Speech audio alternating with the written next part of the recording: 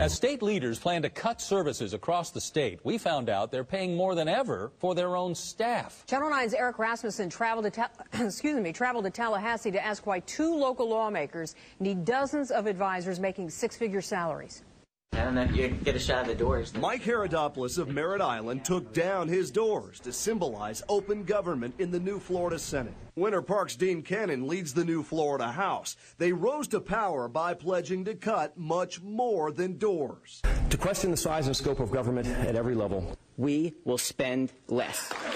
But to help them do it, they hired 61 assistants, paying each more than $100,000 a year. Salaries in the Speaker's office rose 1.5%.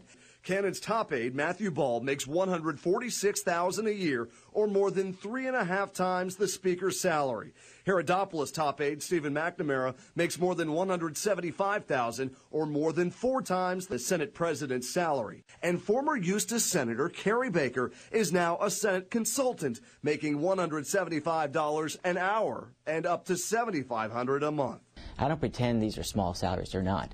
But again, we're trying to run a $70 billion organization. Yet at a time when the new governor is promising cuts and people are struggling to keep the jobs they have, there are more than a few critics who say some of the sky-high salaries in this building here at the Capitol don't make sense. Those salaries could be going into teachers, could be going into healthcare workers, could be going into people that actually help the folks in the state of Florida. Those critics obviously don't know the experience and the qualifications of the people who are getting those salaries, because they could actually, they're worth much more. Cannon says that also goes for Katie Betta, who has PR experience, but no previous experience in the legislature, and now makes $100,000 as his spokeswoman. I think she's one of the best in the business. Both Cannon and Haridopolos say they've cut spending overall and will cut $3 billion more.